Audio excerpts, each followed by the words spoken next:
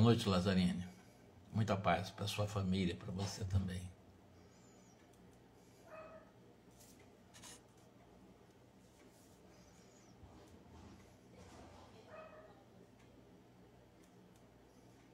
Boa noite. Paulette, boa noite, boa noite. Alice, boa noite. Muita paz.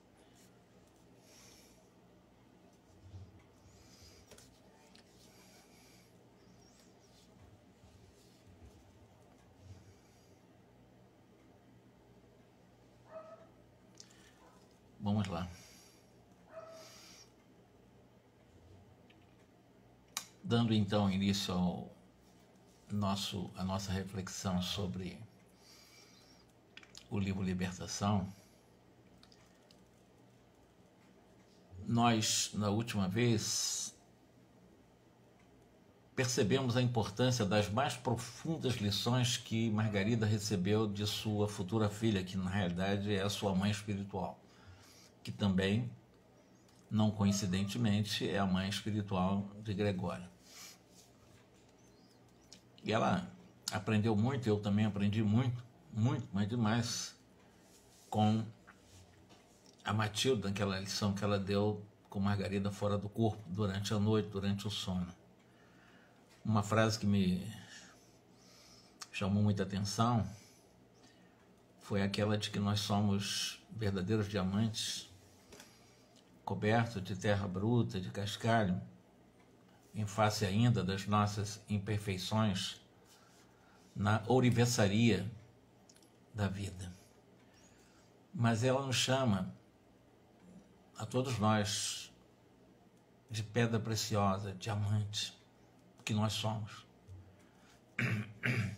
Quando nós nos identificamos com a preciosidade que nós somos, Kátia, boa noite, nós somos preciosos demais para Deus, todos nós. Esses seres das trevas também são. Os seres das trevas que ainda transitoriamente perambulam pelos descaminhos do bem, são filhos de Deus. É claro que nós temos que estar atentos, porque senão eles podem interferir também em nossa marcha, em nossa jornada.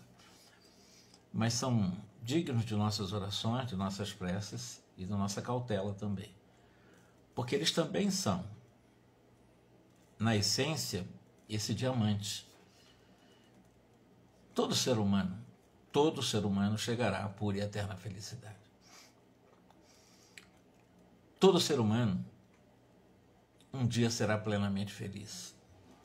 Por mais que dure o tempo que ele negue e renegue as leis de Deus, um dia ele se cansa e vai buscar na fonte desse amor mais profundo, que é Deus, a necessidade de mudança de rumo para encontrar o seu caminho, a sua rota, a sua estrada, a sua trilha, né, para a pura e eterna felicidade, como nós estamos fazendo também, cada um com seus conflitos, cada um com seus desafios, mas nós estamos caminhando de forma gradual, mas estamos caminhando, acreditando muito no poder do bem. Começando aqui, Margarida, segundo a orientação de Matilde,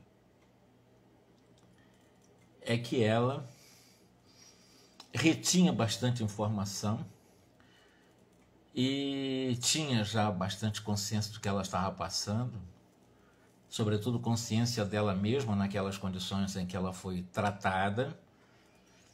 E agora, nesse momento, como eu disse para vocês, a Matilde vai fazer um apelo para ela, vai reforçar no campo mental, na estrutura cognitiva, para que no imaginário, ou seja, na capacidade de imaginação, na capacidade de memorização, de registro das informações, a Margarida possa ter isso muito bem gravado na sua consciência, a fim de poder cumprir também a sua missão nessa reencarnação. Não suponhas que te visito pelo simples prazer de consolar-te, diz a Matilde para a Margarida.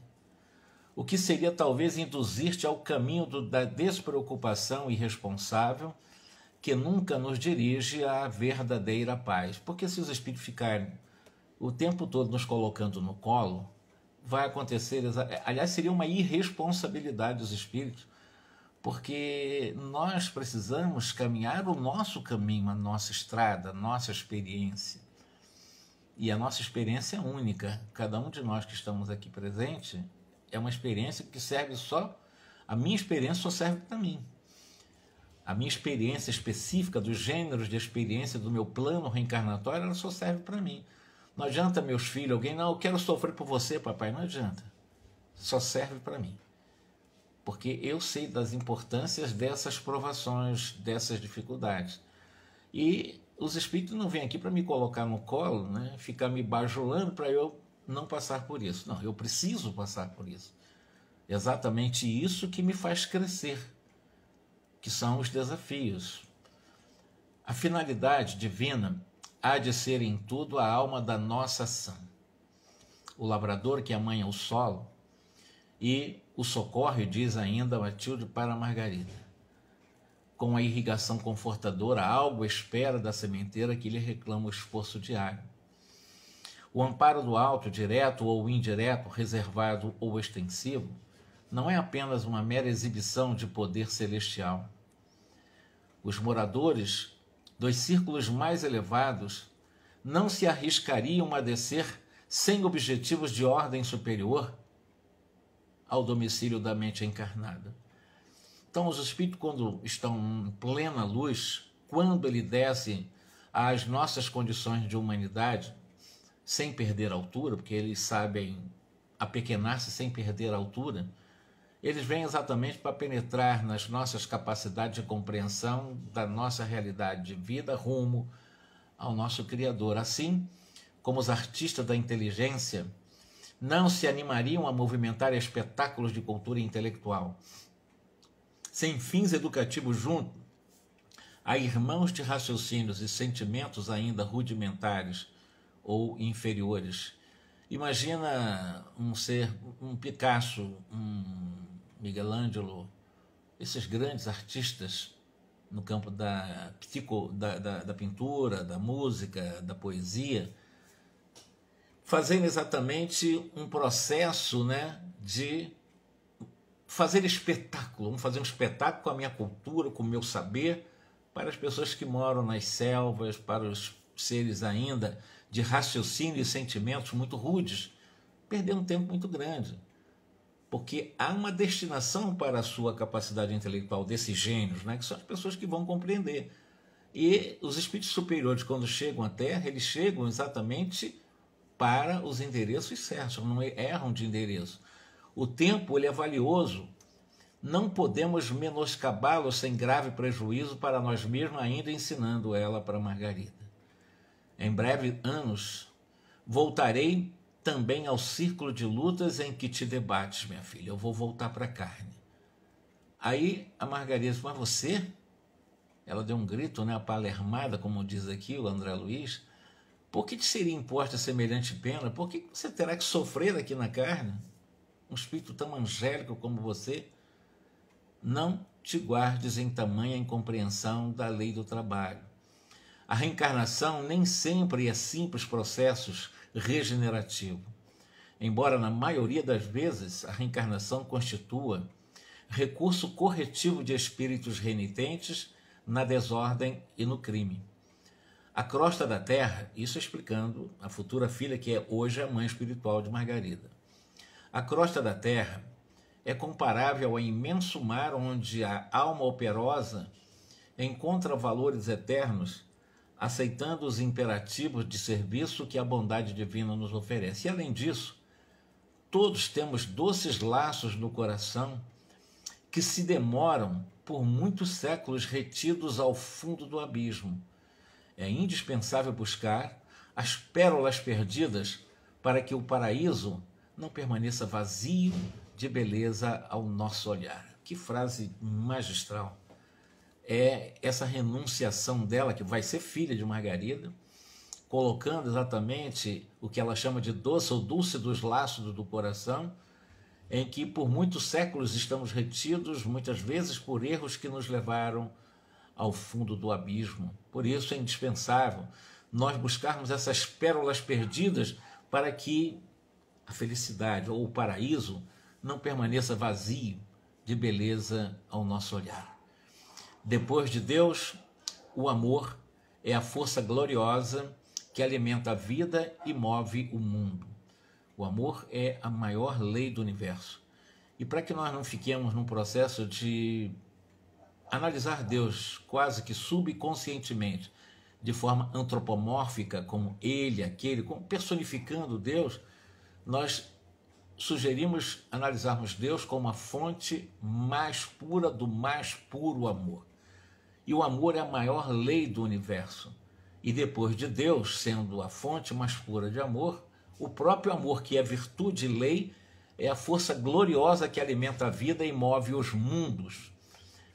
A benfeitora fitou a jovem senhora enlevada, fez uma pequena pausa e aduziu: em razão disso, minha filha, espero não desconheças a santidade no ministério maternal, na orientação dos espíritos renascentes. Ou seja, você não esqueça e nem desconheça o sagrado compromisso da mãe, da maternidade, a santidade do ministério maternal.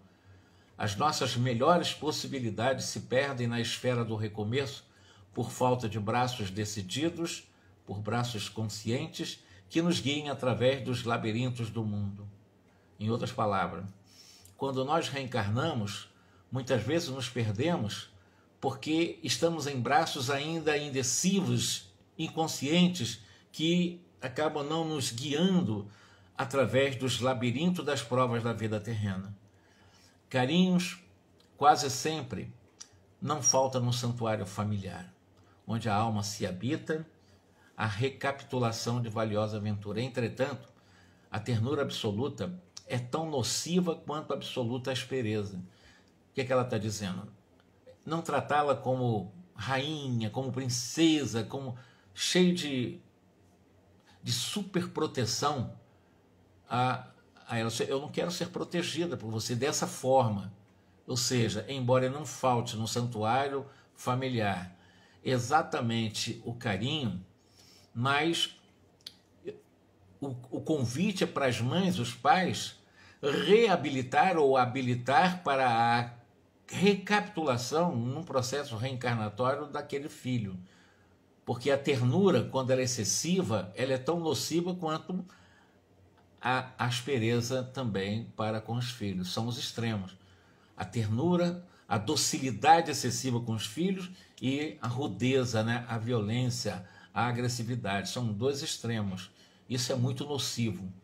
Não ignoras, filha amada, que a entidade mais enobrecida, em retornando ao veículo de carne, é compelida a sofrer-lhes os regulamentos. Em outras palavras, por mais superior que seja um espírito, ao reencarnar, ele está compelido a sofrer exatamente as regras da vida social, da vida material. Ela está falando tudo isso porque ela está programando ser filha de Margarida. E não quer que Margarida fique fique alisando a consciência dela, como fosse a princesa, intocável, que ninguém é igual. Não quer isso. Use o bom senso para que possa guiar os meus passos diante dos labirintos das provas humanas, para que eu possa vencer exatamente esse desafio, embora todas as minhas conquistas, mas eu estou sob as regras da vida social, da vida material, e evidentemente isso não é simples de ser vencido. É o que ela está dizendo para Margarida. Impõe-se sobre os justos com o mesmo rigor dentro do qual funcionam para os pecadores. O anjo que desça ao fundo da mina de carvão continuará naturalmente a ser um anjo na vida íntima. Entretanto, não escapará ao clima deprimente do subsolo, ou seja, vai se sujar. Porque se entrar numa mina de carvão, metaforicamente, é um espírito puro, e vai sair de lá como espírito puro, mas externamente, dentro das regras da vida material, ele vai sair empoeirado, ele vai sair sujo, embora intimamente mantém-se exatamente na condição de anjo. É o que ela está falando, reencarnar não é simples. De alguma forma, nós seremos tangidos. O espírito superior, quando reencarna, Ele sabe dos desafios de uma reencarnação. Ele sabe tanto quanto o anjo que desce às minas de carvão, de alguma forma permanece anjo, mas receberá os ressaibos exatamente das poeiras de um carvão, do carvão. Um espírito superior, quando reencarna, ele sabe de todos os riscos também que ele passa. E não são poucos, não. São muitos riscos que ele passa. O esquecimento temporário me acompanhará nos abafadores das células físicas, mas o êxito desejável somente me felicitará se eu puder contar com a tua orientação robusta e vigilante. Margarida, você vai ser a minha mãe. Lembre-se de que eu não devo ser tratado, né, como bibelôs, ela chega a falar isso, né, como fosse uma princesa intocável, lindíssima, melhor que todos os filhos de outras mães. Não. Eu também, embora as minhas conquistas, serei submetida às injunções da vida material e da vida social. Quando eu reencarno, os escafandros do corpo físico vai fazer com que muita coisa seja esquecida. E eu vou precisar de você como mãe para que me oriente, para que aquilo que está registrado no meu subconsciente, no registro da minha realidade essencial, ela vá aflorando gradualmente pela boa orientação que você vai me dar, sobretudo até mais ou menos os 7 anos de idade. Aí a mãe tem que ser rígida e, ao mesmo tempo, ser amorosa, mas tem que ter um controle maior, porque é onde a criança não faz abstração na primeira infância, de 5 a 7 anos, não consegue fazer. Ela vai aprender as coisas de forma concreta, mas de forma inteligente. A partir daí que vai se soltando, porque a criança começa a ter mais relações, mais inferências, já consegue fazer realmente interpretações mais profundas. Então, isso que ela está pedindo, você vai ser minha mãe, por favor, use, dentro das regras da sociedade, um processo de educação que realmente possa me favorecer para que eu busque em mim os valores que eu já conquistei. Porque eu vou esquecer, reencarnado não tem como não esquecer, que é uma das regras, que é o esquecimento. Bem sei que depois, regressando por tua vez ao envoltório que te liga ao círculo comum da luta terrestre, esquecerás igualmente a nossa conversação desta hora. Ou seja, nós sonhamos, temos essa informação, todas essas lições, quando acorda, fica meio vaga essa informação. Então a Margarida, a sua mãe está dizendo, eu sei que você vai esquecer boa parte do que nós estamos falando, mas no subconsciente está registrado isso.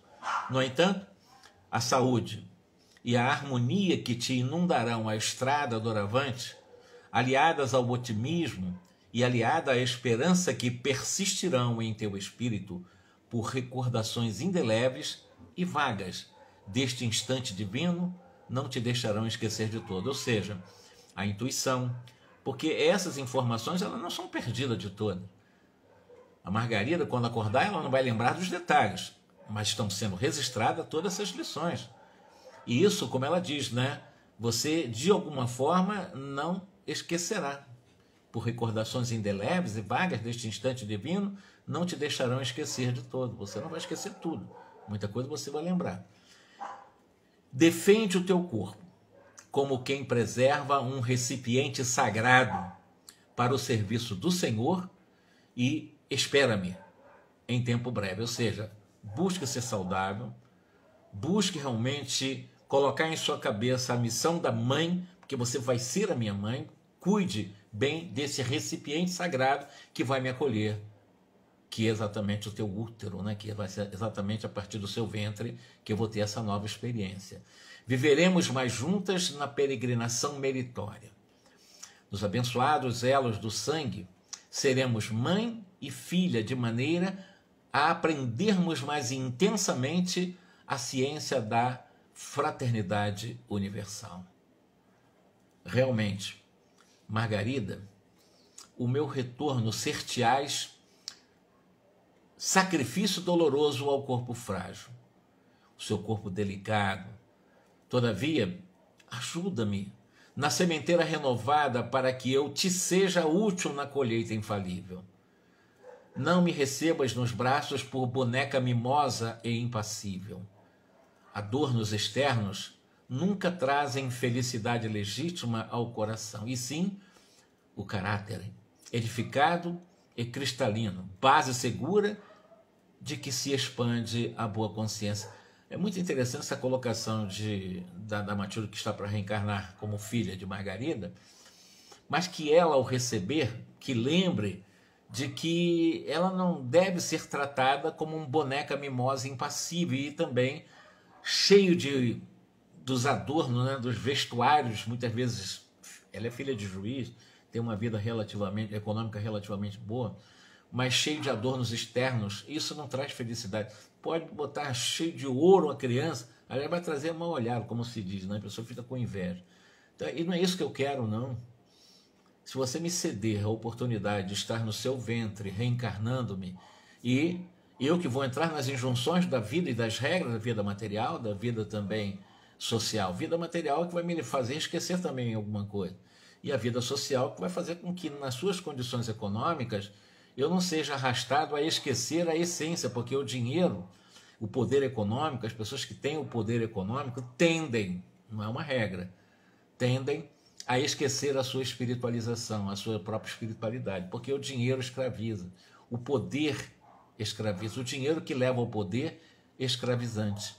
E é isso que ela já está prevendo, sabe que é uma família equilibrada em termos financeiros, e que ela está pedindo, pelo amor de Deus, não me trate como boneca mimosa, como bibeloso e impassível, não faz isso. Me trate como eu preciso ser tratada. A estufa, ela pode alimentar as flores mais lindas da terra, mas ela não produz os melhores frutos. A árvore benfeitora não prescindirá do carinho e da assistência constante do pomicultor. É imperioso reconhecer, porém, que somente se fortalecerá sob a temperatura atormentadora da canícula, debaixo de aguaceiros salutares ou aos golpes da ventania forte. A luta e o atrito são bênçãos sublimes, através das quais realizamos a superação de nossos velhos obstáculos. Como eu disse, ninguém reencarna para fazer turismo na Terra. Porque tem aqueles que têm a ilusão, né? Eu sou tão feliz. Outros sofrem tanto e faz comparação como quase que para subconscientemente humilhar os que sofrem. Ela não faz isso racionalmente, ela faz pelo comportamento. Ai, olha só, eu sou feliz, ela é infeliz. Isso não tem coisa mais infantil de nossa parte. Nós reencarnamos tanto quanto as árvores, né, frutíferas ou não, elas realmente crescem ao golpe das ventanias fortes, dos aguaceiros.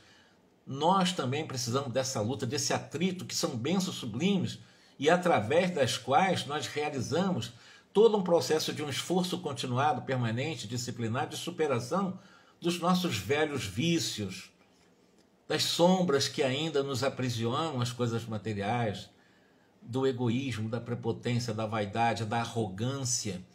O convite em cada reencarnação é humildar o nosso orgulho, amansar a nossa rebeldia, para que, como aprendizes da vida, nos sintamos como filhos de Deus na nossa imortalidade. Esse é o convite. Ninguém reencarna para fazer turismo, ninguém reencarna para ficar, né, nas chamadas euforias ilusórias das diversões transitórias e absolutamente que não trazem frutos espirituais quase sempre. Não que nós reencarnemos para sofrer. A reencarnação é um convite para que nós possamos, nesse atrito, nessas lutas, na dificuldade, nos obstáculos, nos desafios do dia a dia, possamos ir sublimando as nossas energias mais puras de amor, a fim de que nós possamos realizar a superação do mundo egóico numa transcendência que fazer com que a nossa imanência, ou seja, a nossa realidade essencial, possa iluminar vagarosa e gradativamente essa sombra do nosso mundo egóico, do nosso egoísmo. E, evidentemente, nós precisamos dos obstáculos, nós precisamos dos desafios, nós precisamos das provas, não há como fugir disso. Até porque, se fugirmos disso, nós não crescemos. E, ao não crescer, é o estacionamento. É necessário não menosprezar, identificando nesses desafios os ensejos benditos de nossa elevação. Compreende-me as necessidades para que eu te possa entender no momento justo. As conveniências humanas são respeitáveis, mas as conveniências espirituais são divinas. Quais são as conveniências humanas? Títulos, dinheiro, poder, status, beleza, são as conveniências humanas, transitórias. elas não são permanentes. Agora, as conveniências espirituais são divinas, que são os valores eternos, que são os valores a partir do amor, que é a raiz, que é a matriz de tudo, nós possamos desenvolver, como eu disse, como matriz a partir do amor, a justiça, a caridade, a humildade, a tolerância, a partir do auto-perdão, a benevolência, a indulgência, a compreensão, a docilidade. Enfim, nós vivemos uma vida mais tranquila conosco. Porque quem está tranquilo consigo mesmo, ele nunca vai estar intranquilo com os outros. Porque ele já tem a autoconquista da virtude através do desenvolvimento e do esforço da subida de cordilheira ou das grandes montanhas, do desenvolvimento das virtudes, que todos nós temos virtudes. O ser, por pior que ele seja na história humana, em latência ele tem amor. Em essência ele é amor. Na sua imanência, ou seja, na sua essencialidade, ele tem todas as virtudes que não estão desenvolvidas ainda. Ele está praticando o mal e pode praticar por milênios, mas um dia ele para de praticar o mal. Aí ele vai buscar fazer com que ele trate essas sementes do bem que já há nele, do amor, e a partir do amor ele vai desenvolvendo, evidentemente, e vai chegar à plena luz ou à pura e eterna felicidade. Isso é para todo ser humano, não há exclusão de ninguém. Mas nos momentos em que estamos lidando com a ignorância, com as maldades praticadas por aqueles que em essência são amor, mas que ainda praticam o mal, aprendamos para que nós busquemos o caminho do bem. O mal é uma ficção, o mal não tem raiz, o mal não vem de Deus, o mal é a ausência do bem. Quando nós optamos pelo bem, o mal desaparece, não há como ser diferente. Auxilia-me, diz ainda ela para Margarida, que futura mãe, que vai ser a futura mãe dela, a conquistar o equilíbrio nas conveniências humanas a fim de atender aos imperativos celestiais do Espírito Eterno. Logo, que me sintas nos braços, não me relegues a roupas bonitas, vestuários lindos e a inutilidade, a pretexto de guardar-me em maternal proteção, a superproteção. Os pais superprotetores. E ela está pedindo, pelo amor de Deus, não faz isso não. Pelo amor de Deus, não fica botando as roupas mais caras, os vestuários mais lindos. Isso é um processo absolutamente inútil para o meu caminhar. Na realidade, quando os pais fazem isso, é para supostamente proteger, ou seja, num processo de maternal, mas inconsequente processo de proteção que vai levar ao desvio dos filhos, que qualquer coisinha vai magoar, qualquer coisinha esse filho vai cair, vai querer se matar, vai querer tomar as drogas que existem por aí, porque não está pronto para enfrentar exatamente os atritos das necessidades também dele com ele, para que ele possa vencer-se, ao vencendo-se, vencer o mundo. Seus filhos precisam ser melhor educados, dar a liberdade, mas ao mesmo tempo manter o mais absoluto controle, pelo menos na primeira infância. Ali nós não podemos abrir mão. Manter o controle, porque todas as tendências negativas estão muito fortemente incrustadas nesse reencarnante. E até aproximadamente os 7 anos de idade, quem faz a moldagem para o caminhar desse espírito reencarnante são os seus educadores, são os seus pais. Normalmente a mãe, que é educadora por excelência. E ela está pedindo, por favor, não me trate como, né, essa coisa totalmente, assim, uma princesa, a intocável, a coisa mais linda do mundo. Não é assim que se trata uma criança. É ensinar a realidade da vida para as crianças, a realidade do mundo como o nosso, que é um mundo ainda de expiação, de prova, de muita dor, de muita dificuldade, muitas misérias. É mostrar essa realidade também dos momentos certos, ensinando que aqueles que passam por isso são tão iguais àquelas que nesse instante não estão passando, até por questões de vantagens econômicas. Logo, que me sintas nos braços, não me relegue então a esses desvairios dos pais que em superproteção levam os filhos a não terem fortaleza e coragem para enfrentar os primeiros embates dos atritos, das dificuldades da vida com o outro. Não é com enfeites exteriores que ajudaremos o vegetal precioso a crescer e a frutificar, não é. mas sim com o esforço perseverante da enxada, com a vigilância na defesa, com o adubo estimulante e com a poda benfeitora. Isso acontece no mundo vegetal. Então, se nós queremos nossos filhos robustos, evidentemente eles sabem que vão enfrentar os desafios. Não adianta eu querer trazer para mim os desafios que são deles. Eu sou mãe, eu sou pai, mas os desafios são deles. Serve para eles e não para mim. Como os meus desafios não servem para eles. Então é dar exatamente a partir do amor, da compreensão, de uma boa educação, mas não aguçando a vaidade, não aguçando a prepotência, não aguçando através de uma superproteção esse processo egocêntrico em que os nossos filhos são melhor do que os filhos dos vizinhos, são melhor do que os filhos da vizinha da frente, do lado de trás, lá de cima, de baixo. Não é assim que se trata, não é assim que se deveria tratar uma criança. É fazer com que a criança entenda que ela vive em sociedade, está sob as injunções da vida social, do qual a melhor forma de nós podermos educar nossos filhos é pelo princípio da solidariedade. É estarmos prontos para ajudar, porque também precisamos de ajuda. É ter essa compreensão, é fazer com que os filhos possam compreender isso. E quanto eles vão crescendo, as decisões futuras são deles. Se eles decidirem por outros caminhos, é dele. Mas no primeiro momento, repito, até mais ou menos os 7 anos de idade, quando se complementa uma boa parte da reencarnação, porque é totalmente a partir da explosão da epífise, em que da puberdade até a pré-adolescência e até a adolescência, em que se consolida integralmente, mas quase que 90 ou 90 e pouco por cento, a consolidação da reencarnação se dá até mais ou menos 7 anos de idade. Daí para diante ela vai se até termina a partir da explosão, como eu disse, das produções das glândulas da vida mental, que é a epífise. Quando ela explode, esse adolescente, pré-adolescente, que está na puberdade, que chega na juventude. E aí, evidentemente, a reencarnação poderíamos se ter como completa. Mas vejam que a reencarnação é muito complexa. Desencarnar, vai embora. Ou fica muito tempo no umbral, vai para outras regiões, tal, é tratado. Mas a reencarnação é muito complexa. E ela está falando exatamente, eu estou me preparando para reencarnar. Eu estou colocando na sua consciência, como minha futura mãe, todas essas verdades, que você haverá de não esquecer.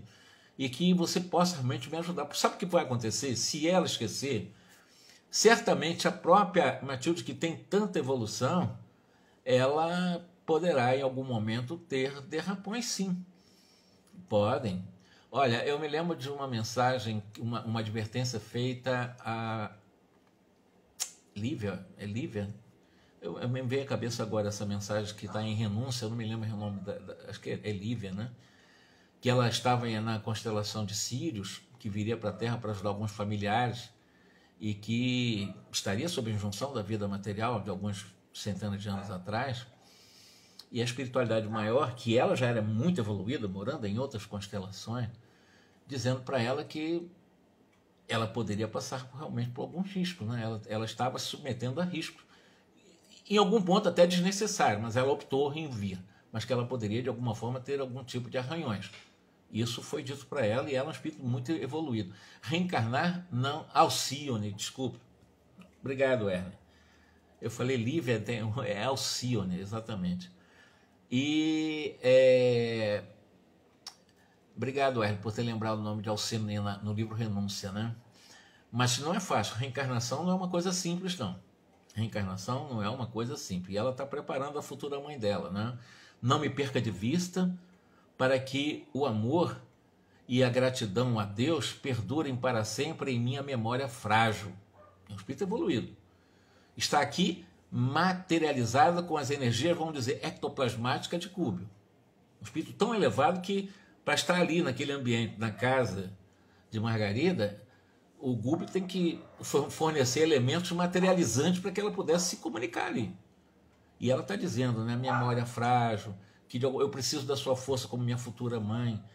Lembre-se de não me tratar como princesa, não me trate como um ser humano que está reencarnado, em que outras tantos espíritos reencarnados em condições muito desfavoráveis economicamente sofrem bastante para poder ter o mínimo de nutrientes necessário, ou das calorias necessárias com alimento diário.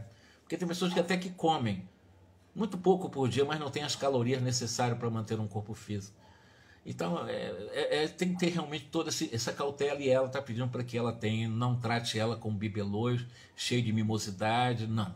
Me trate como eu devo ser tratado, para eu não esquecer exatamente aquilo que eu já conquistei. Socorre-me em tempo, para que eu seja útil no momento oportuno. Reparamos que Margarida, em copioso pranto, prometia tudo quanto lhe era solicitado. Matilde, agora, revelava no olhar a preocupação de ausentar-se.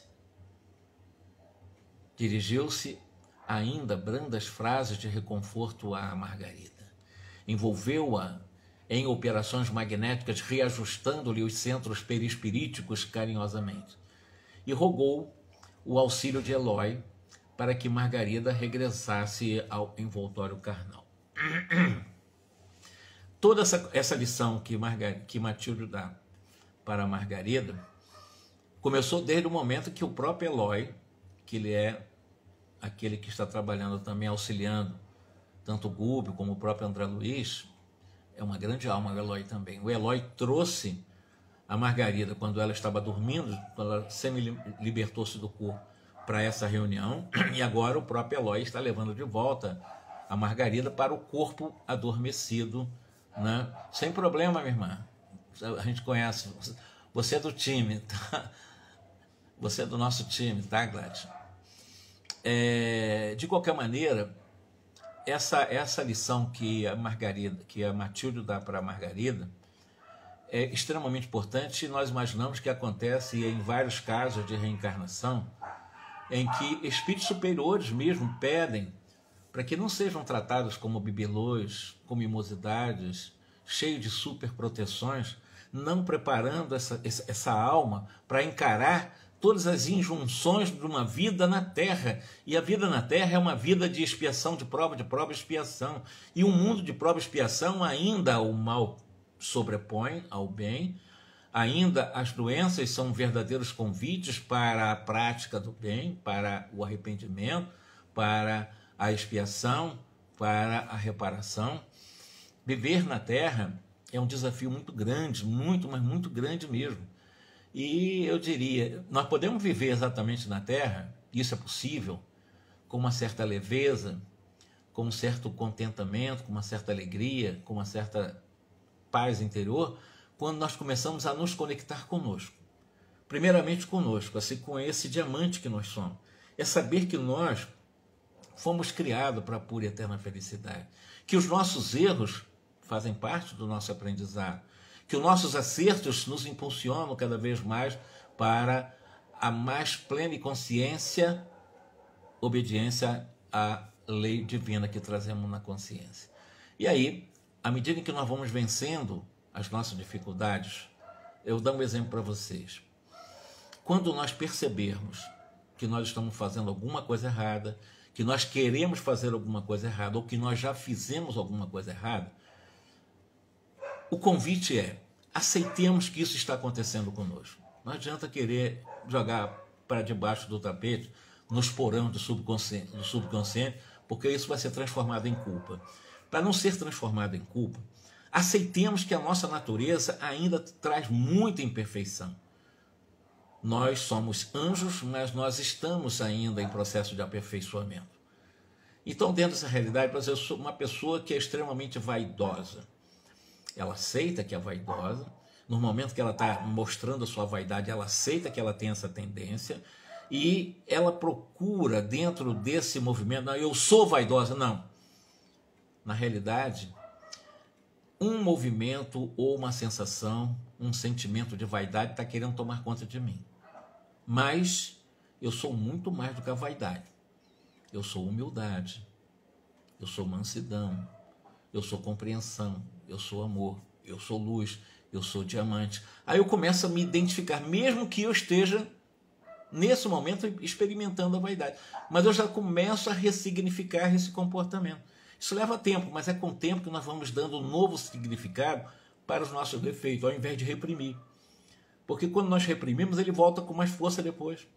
Então não adianta reprimir, não adianta jogar nos porões do subconsciente, é aceitar que nós temos essas dificuldades E ao aceitar é refletirmos os porquês nós estamos vivendo esse momento, fazendo essas reflexões, não identificando com esses vícios, mas sabendo que ele está querendo tomar conta da gente.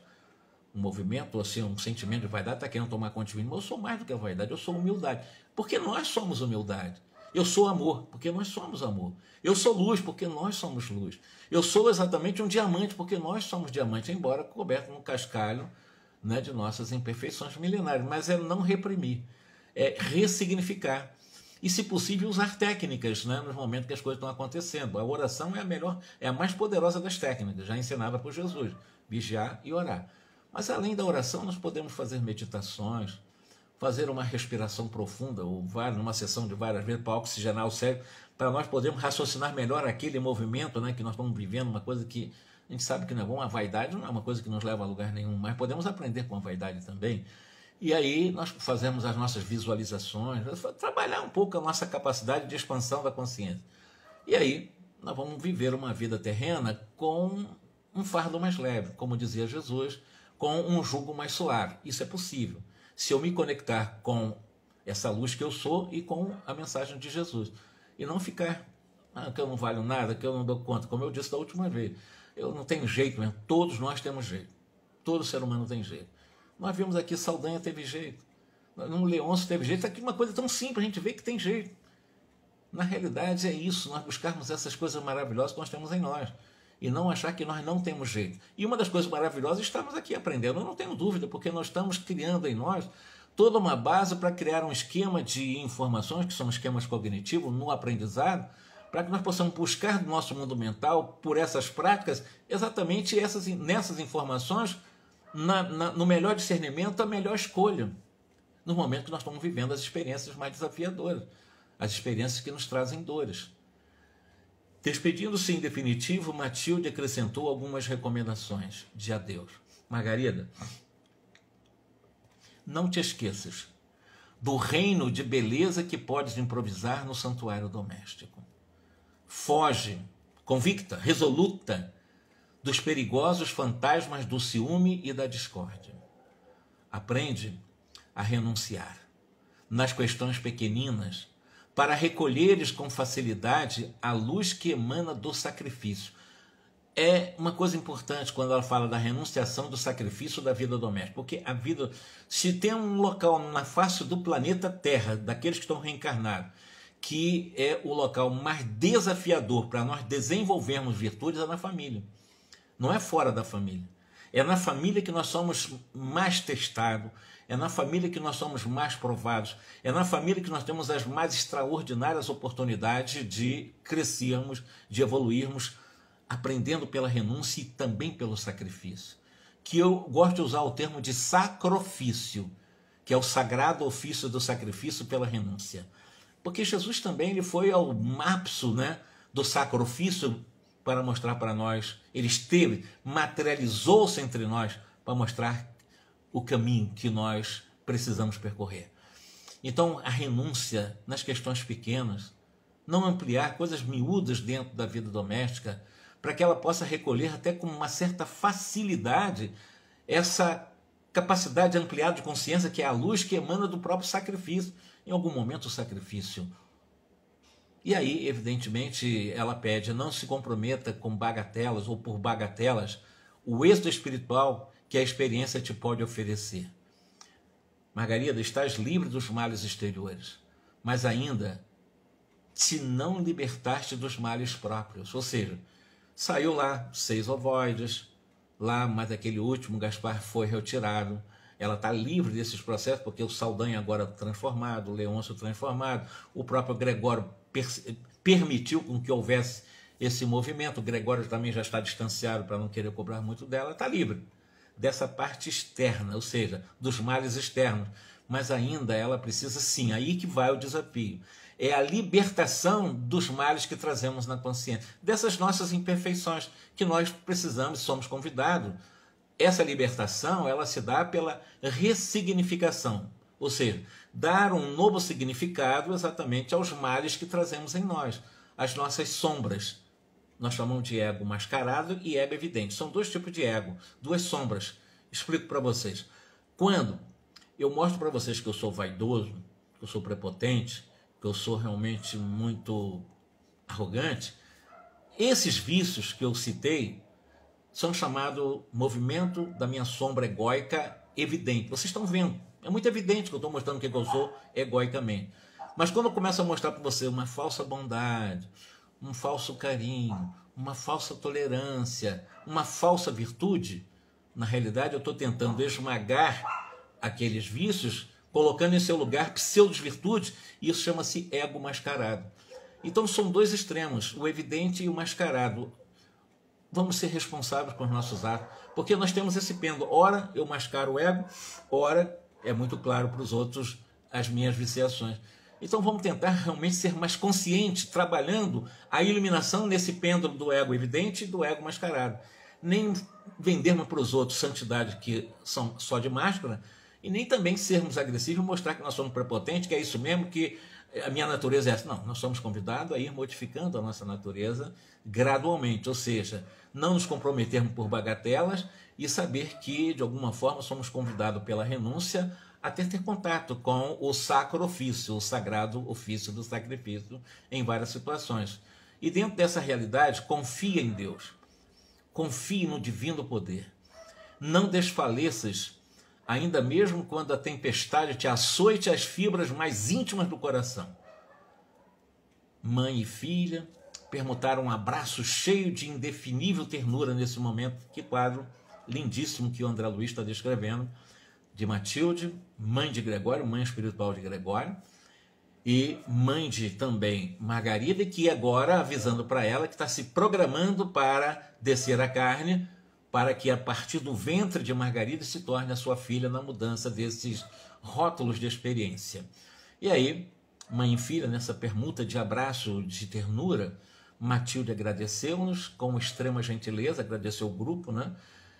Em seguida, ausentou-se, restituindo naturalmente ao Gúbio as forças que lhe subtraíram em caráter temporário. O ectoplasma do Gúbio retorna para o corpo de Gúbio, e Gúbio, então, retoma as rédeas do trabalho, notificando que exceção feita a 4 companheiros que montariam guarda fraterna junto ao lar de Margarida, que são aqueles da casa dos Silvas, né, que estão ali por 10 dias, são 12 deles, para cuidar, fazer realmente um cordão de isolamento da casa dela. E, evidentemente, a partir daí, ele diz, né, a partir de todos, na direção dos círculos mais altos, com a escala em um campo de saída da esfera carnal.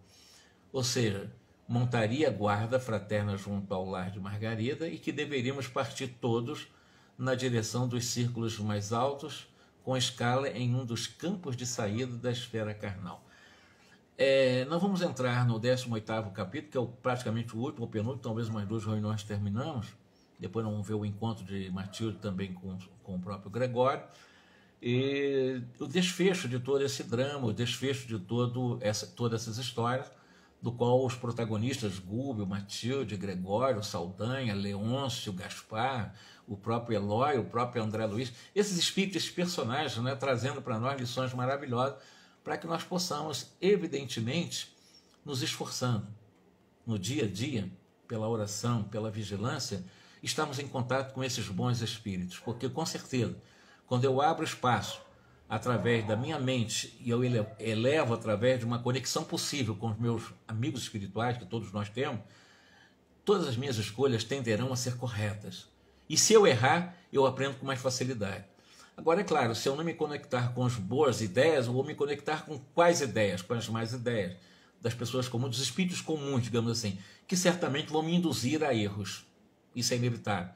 E há erros que poderão trazer consequências muito dolorosas, ou seja, desagradáveis, que poderíamos ter evitado se orássemos mais em conexão com o bem, com o belo, com o bom, com a harmonia, com a paz, com nossos amigos espirituais. Eu fico por aqui. Erlen, muito obrigado pela lembrança aí da Alcione, que eu tinha esquecido, né?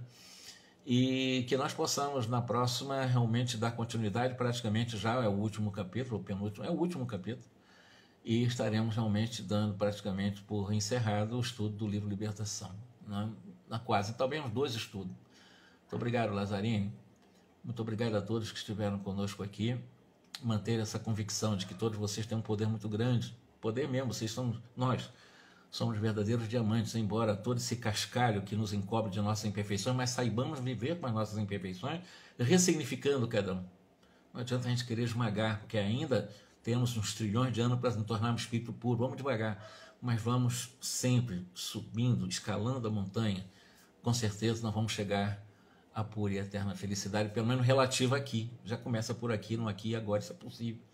É possível. Eu posso provar para vocês que é possível. Eu posso provar. É possível. Não é fantasia, não é jogo de autoajuda, não é nada disso. Isso é possível. É possível. Acreditem nisso.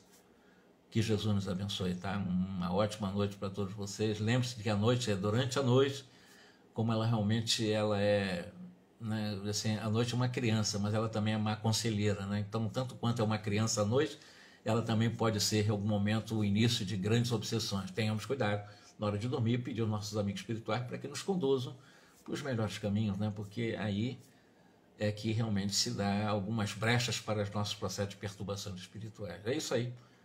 Obrigado a todos vocês, Alice, Lazarine, Erlen, a Kátia, Eleusa. Eleusa é minha esposa. E os que estiveram conosco aqui, que mais tarde também estarão. Um grande abraço, tá bom?